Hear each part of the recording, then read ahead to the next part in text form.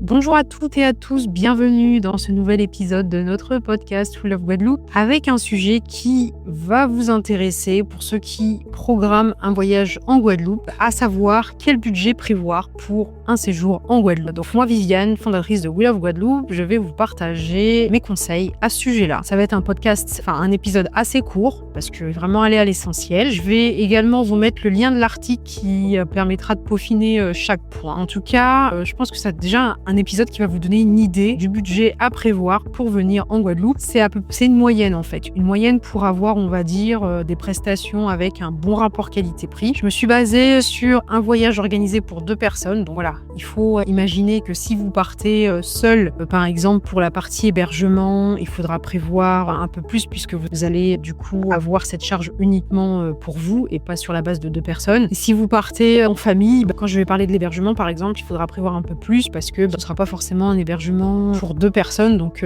il faudra envisager quelque chose de plus grand, mais la base, je pense, reste la même si on divise par le nombre de personnes. Donc on va commencer par le billet d'avion, qui est clairement le budget le plus important, je dis bien par personne. Je dis pas que c'est le budget total le plus important, mais c'est le budget le plus important ramené à chaque personne, clairement. Surtout quand on part à plusieurs, ça monte très vite. Quand on part en famille avec des enfants qui ont plus de 2 ans, et puis quand ils ont passé l'âge appliqué au tarif enfant, à savoir le tarif jeune et ensuite adulte, alors là c'est encore plus cher. Donc c'est vraiment un budget pour lequel il faut s'y prendre à l'avance, surtout pour les périodes très convoitées. Pour rappel, il s'agit de la période de haute saison, entre début décembre et surtout jusqu'à à peu près le mois d'avril, notamment pour la période du carnaval. Et puis bien sûr la période de fin juin à peu près jusqu'à fin août pour toutes les personnes qu'on appelle les affinitaires qui rentrent en Guadeloupe pour voir leur famille, même ceux qui veulent voyager tout simplement pour leur séjour estival en Guadeloupe. Là, il faut vraiment vous y prendre à l'avance. Pour les autres périodes de l'année, entre septembre et novembre, et puis également le mois de mai et un peu début juin, ça reste des périodes plutôt, on va dire, creuses. Alors, au niveau du billet d'avion, si je me base sur les tarifs d'Air Caraïbes, la compagnie que je soutiens, où j'ai travaillé plusieurs années, donc je connais très bien la compagnie. Pour un billet actuellement, par exemple, on a des tarifs à partir de 534 € TTC. C'est des tarifs qui peuvent baisser dans l'année selon plein de paramètres. Mais en tout cas, voilà, actuellement, le prix moyen, c'est celui-là, à partir de... Et quand, par exemple, j'entends aussi pour des personnes qui réservent là en juin pour le mois de juillet ou août, qui tombent sur des tarifs à 1 300 €, c'est en soi, il ne faut pas être étonné parce que les vols sont remplis et en fait, dans un avion, vous avez plusieurs classes tarifaires. Donc, plus la demande est forte, plus les tarifs vont augmenter rapidement. Donc, il faut s'y prendre à l'avance pour pouvoir bénéficier de tarifs intéressants comme celui que je viens de vous donner. Après, le tarif que je viens de vous donner, c'est pas un tarif que vous allez trouver non plus en haute saison parce que, attention, le tarif haute saison de base n'est pas aussi si bas. En général, c'est plus autour de 650-700 € TTC. Voilà. Après, il y a toutes les conditions avec, sans bagages, etc.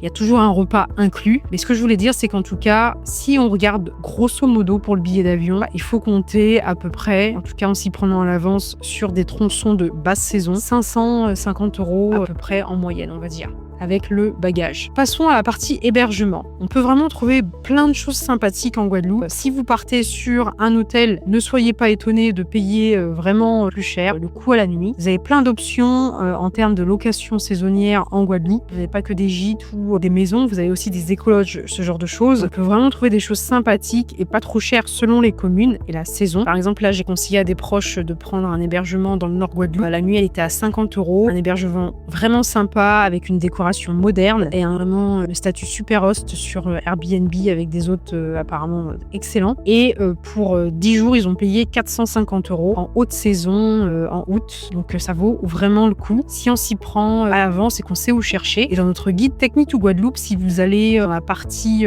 hébergement, pour préparer votre voyage, je vous partage toutes les communes selon certains critères qui valent le coup ou non pour justement mieux orienter. Donc là, on va dire l'hébergement sur la base de 2 personnes, il faut compter 450 €. On peut trouver des choses intéressantes avec ce tarif-là en termes de location saisonnière. C'est pas luxueux, c'est pas du bas de gamme, c'est très bien.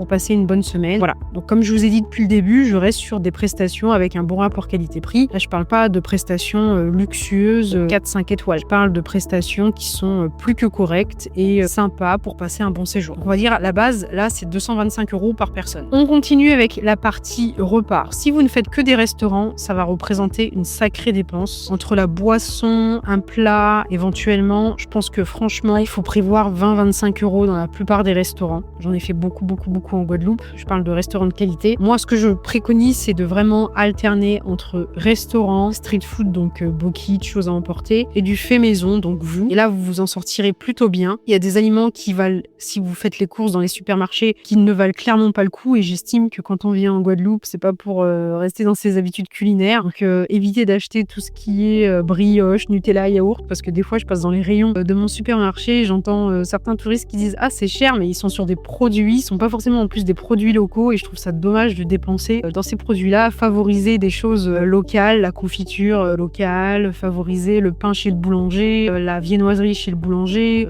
les tomates locales. Restez pas dans vos habitudes et laissez-vous porter par la découverte. Et en faisant justement le calcul, j'ai fait un calcul avec un restaurant, voilà, on va dire 30 € pour le lunch et à peu près 15 € pour le repas du soir. Là, il faut compter à peu près 270 € à peu près sur la base d'une semaine. Donc franchement, ça reste un budget très raisonnable et on peut même faire beaucoup moins cher si on fait du fait maison, qu'on partage les plats pour une famille ou pour plusieurs personnes. Mais c'était juste pour donner une base. Je préfère donner une base un peu plus élevée, mais en tout cas, ça vous donne au moins une idée à peu près de ce qu'il faut prévoir. Et n'oubliez pas qu'en Guadeloupe, vous pouvez utiliser aussi vos chèques vacances et vos tickets restaurants dans beaucoup de restaurants sur place. On continue avec la location de voiture. C'est clairement pas le budget le plus important. Donc franchement, pour moi, à votre place, je ferai même pas d'économie là-dessus parce que pour visiter nos îles de Guadeloupe, il vaut mieux avoir une voiture. Pour ceux qui n'ont pas le permis, ça va être assez compliqué de bouger vers d'autres communes. Vous allez devoir faire appel déjà au niveau du transport des bus, c'est très compliqué, c'est pas le plus évident et puis vous pourrez pas accéder à certains sites, notamment des sites naturels. Et puis après, sinon, vous allez devoir faire appel à des prestataires qui organisent des excursions, mais là, clairement, en 2-3 excursions, ça reviendra au même prix que la location de voiture. Donc autant faire une location de voiture pour être tranquille, pour vos courses, pour vous déplacer à votre gré du matin au soir. C'est pas le budget le plus important parce que en basse saison, on peut trouver des locations de voitures auprès de loueurs hyper fiables qui commencent autour de franchement 12, 13, 14 €. Là, pareil, pour des proches, j'ai réservé pour cet été pour une dizaine de jours. Il y en a pour 225 € maximum pour une Renault Twingo ou une Kia Picanto. Ça dépend aussi de ce que vous voulez faire. Et pour des voitures, on va dire, avec un format au-dessus, là, il faut envisager un peu plus, mais c'est pas des sommes énormes. Ça reste vraiment toujours des budgets raisonnables. Et je termine par la partie activité en partant du principe que vous allez, par exemple, je sais pas moi, faire une découverte, une initiation à la plongée, une balade avec un voilier vers les Saintes, imaginons. Franchement, avec 150 €, il y a tellement d'activités gratuites en Guadeloupe, de choses qui sont ouvertes gratuitement. Avec 150 €, vous pourrez faire des extras un peu plus insolites, différents. Donc vraiment, c'est pas un budget énorme quand je compare, parce qu'il y a We Love New York, on propose des activités pour New York, et là je vois les activités, rien que pour 2 observatoires, on atteint rapidement les 100 €, alors que là, sur des journées complètes en Guadeloupe, avec une sortie en bateau, par exemple, pour aller aux Saintes, avec repas, le guide et toutes les découvertes, franchement, ça revient pas aussi cher. Donc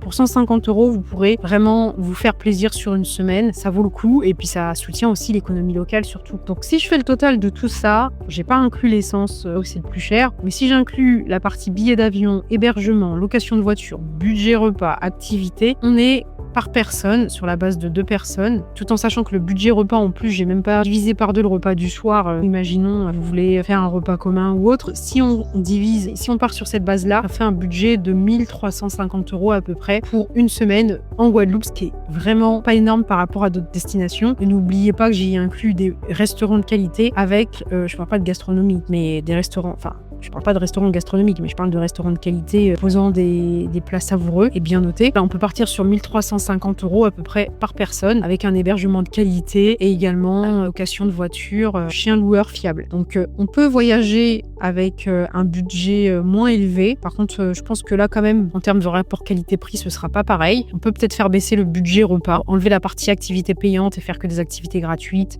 comme les randonnées, les plages, ce genre de choses. Il y a vraiment de quoi faire à ce niveau-là. Il y a plein de festivals festivals aussi qui sont gratuits. Il y a plein de choses gratuites. J'ai pas inclus la partie souvenirs, mais c'est pas ça non plus qui coûte le plus cher. Et si vous montez un budget à peu près à 2000 € par personne, là, vous pouvez aller sur des prestations beaucoup plus haut de gamme, surtout si vous partez à plusieurs, et vous faire encore plus plaisir sur la partie également repas. Donc clairement, pour un voyage en Guadeloupe, on n'est pas du tout sur le même budget que pour un voyage, beaucoup l'exemple de New York, parce que c'est tellement cher, et c'est la destination aussi qu'on promeut à travers We Love New York, la grande sœur de We Love Guadeloupe. Voilà, je pense que vraiment une semaine en Guadeloupe, on peut se faire très plaisir, tout en soutenant l'économie locale française. Et puis voilà, si vous avez des questions, de toute façon, vous revenez vers moi. Je vous invite à vraiment poursuivre cet épisode avec la lecture de mon article sur le blog que je mets dans la description. Et je vous dis à très bientôt. J'espère que cet épisode vous a plu. C'est jamais un exercice facile, mais c'est toujours un plaisir en tout cas de partager. N'oubliez pas de laisser la note de 5 s'il vous plaît, pour que cela nous encourage à vous proposer encore plus d'épisodes complets et intéressants. À bientôt.